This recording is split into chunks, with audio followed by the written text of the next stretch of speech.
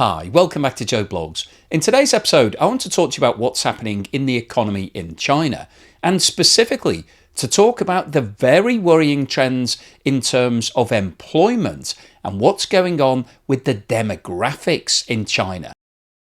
The latest unemployment data published for February 25 shows that the unemployment rate in China is now up to 5.4%. And as you can see, that's the highest level that China has seen at any point in the last 12 months. And if you look at the last 4 months, you can see that unemployment has been rising sharply from the 5% figure seen in November 24 to the 5.4% now. And if we expand the scale of this chart to show the last 3 years, you can see that the current unemployment rate is the highest that's been seen in China since February 2023, so for more than 2 years. And to put those numbers into context, China has over 700 million workers.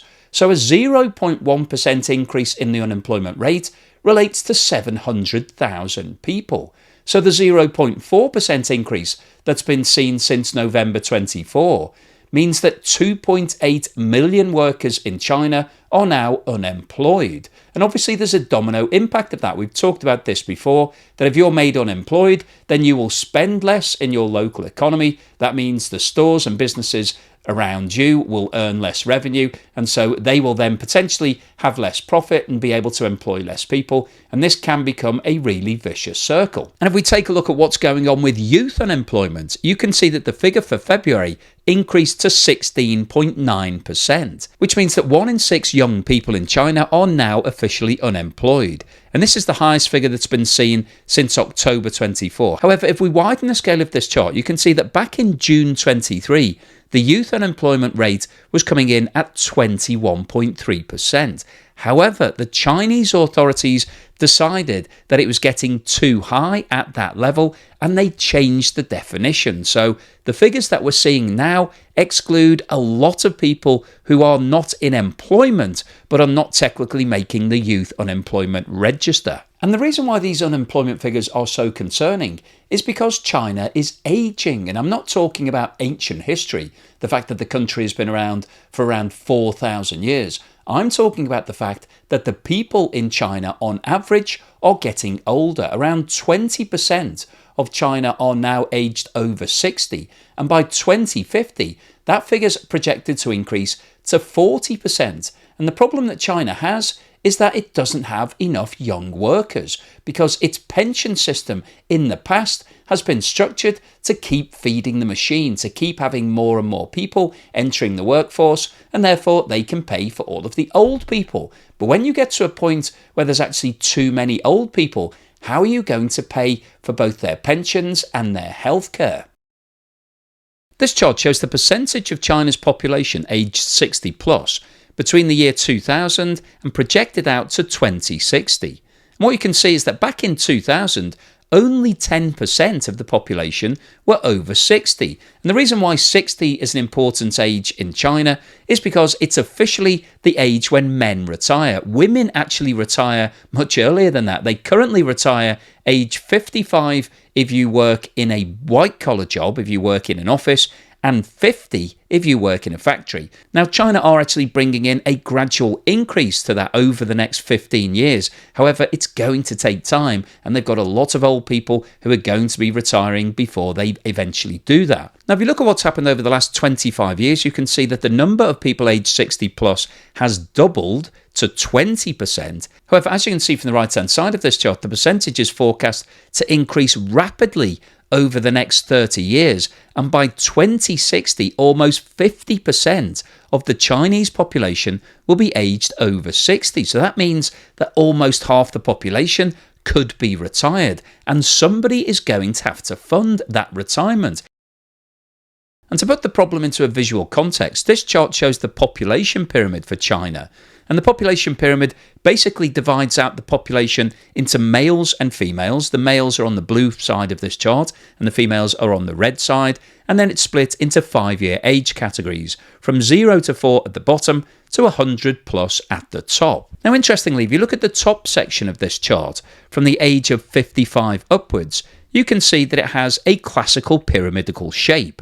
And the reason why the chart is shaped like that is because the population was continually expanding. However, in 1979, in order to control the population and reduce the growth, the Chinese authorities introduced a one-child policy, whereby all families were encouraged to have no more than one child. And that's why the pyramid from the age of 55 downwards starts to narrow. And you can see that towards the bottom of the pyramid, we've actually got a reducing number of people in each age category. And what that means is that this pyramid is now top heavy.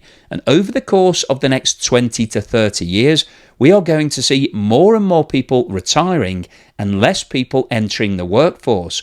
And that becomes an impossible conundrum if you're trying to fund all of those retirees by using taxes that are being taken off the people who are working, because you don't have enough people coming into the workforce to be able to pay for all of that cost. And as a quick comparison, this is the population pyramid for the USA, and you can see that it is much more cylindrical in shape. It's not pyramidal shape because it doesn't have an increasing birth rate, so we don't have a growing population as a result of more and more people being born.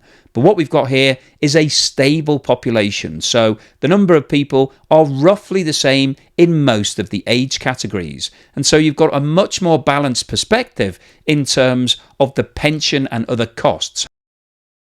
One of the other major areas of concern in terms of the expenditure from the Chinese state's perspective is healthcare coverage. This chart shows China's healthcare spending as a percentage of gross domestic product between 2019 and 2025, and then projected out to 2030. And the scale on the left-hand side of this chart is a percentage and starts at 4% at the bottom and goes up to 12%. And what you can see here is that back in 2019, China was spending around 5% of its GDP on healthcare for its population.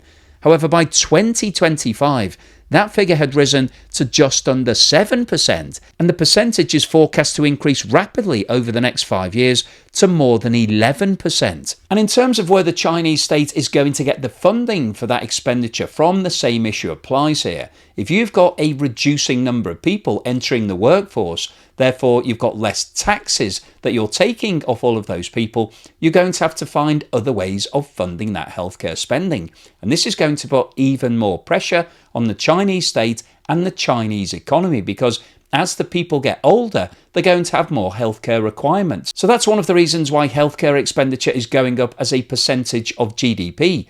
But when you've got the number of people paying into the tax system going down, then you've got a real problem in terms of balancing your books.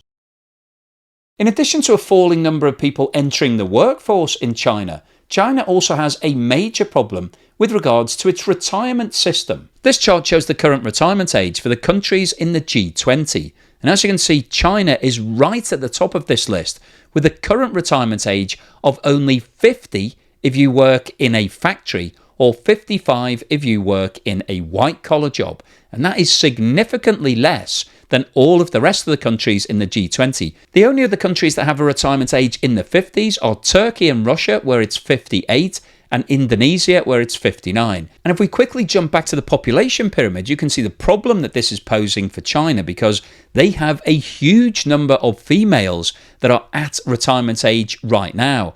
And of course, females have a longer life expectancy than males, so therefore the cost of paying their pension will be greater than it is for men. And this table shows the countries with the lowest retirement age in the world, and you can see that China is right at the top of this list as well. So China is the best place in the world to be if you're a female age 50 plus and you want to retire, because you're officially at that age. In terms of retirement age, the next two best places to be are Uzbekistan and Mongolia, where the retirement age is 55. And if you don't fancy those two countries, you might fancy going to Vietnam and Turkmenistan, where you can retire around 57. This chart shows the countries with the lowest retirement age for men in the G20, and interestingly, China does not top this list. It's actually Indonesia, where the retirement age is 59, followed by a host of countries where the retirement age is 60. Currently, It's officially 60 in China. However, there is now a sliding scale being introduced. For certain people, it's going to be pushed up to 63. So that's why China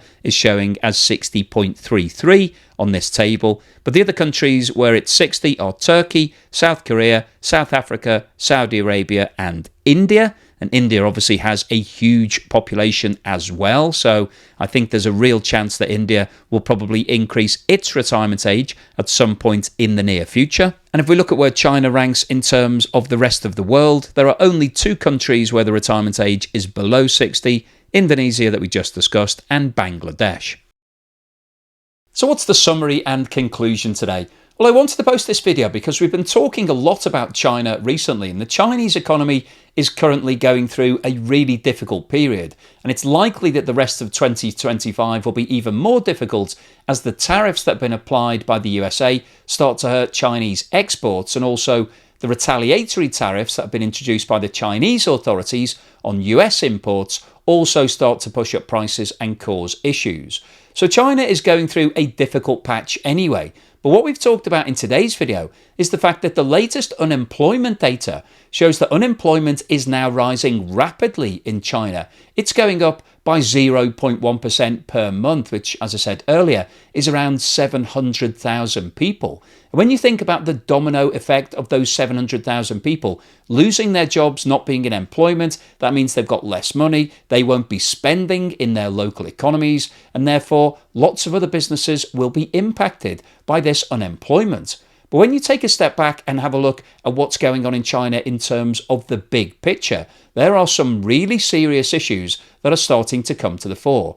Firstly, China has a declining population. It was recently overtaken by India as the most populous country in the world. It still has 1.4 billion people, so it's got a lot of people, but that population is aging. And as we saw earlier in the video, China still has some of the lowest retirement ages in the world. So you've got a lot of people at a certain age that are all retiring, and because we've got a declining birth rate, there aren't a commensurate amount of people entering the workforce. So that's why the workforce is starting to reduce and slow down. And if China does get hit by these tariffs and sees a genuine slowdown in demand for its product, then that's going to make the situation even worse. And as I've talked about in many other videos, we've seen a producer price index problem in China. Factory gate prices have been falling for around 2.5 years in China.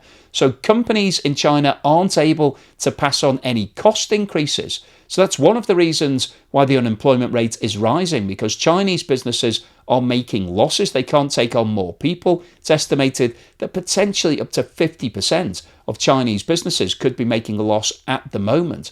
So we've got a real recipe for disaster here that's starting to brew in China. And what we've talked about in terms of the long-term issues is that we've got rising cost of retirement and a rising cost of healthcare that the Chinese authorities are going to have to fund.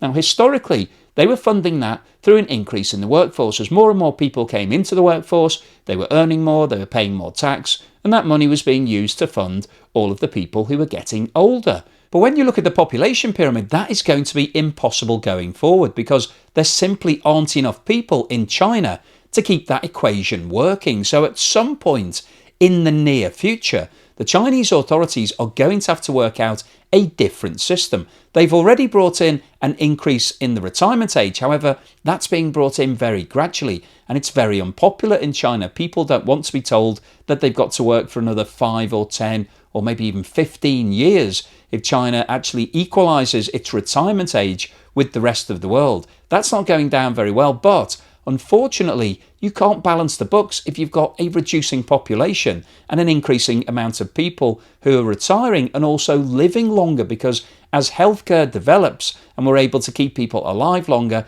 there's a cost to that and somebody has to bear that cost. So the overall summary of today's video is that the problems that we've been talking about in China that are going on right now are getting worse as a result of the demographic profile. China has a declining population. It's got an aging population. That population is retiring earlier than it is around the rest of the world. And it's also needing healthcare costs. And all of this is putting a huge burden onto the Chinese state. And at some point, there is going to be a major problem in terms of financing all of these costs. So hopefully you've enjoyed today's video, you found it useful, informative and thought-provoking. If you've liked what I've said, then please give me a thumbs up. Thank you for watching this video all the way through to the end, and thank you so much to everyone that's supporting the channel. If you've bought me a coffee or sent me a YouTube super thanks or signed up as a Patreon or a member, thank you so much for that long-term support. Really, really appreciate it. And here's something to put a smile on your face.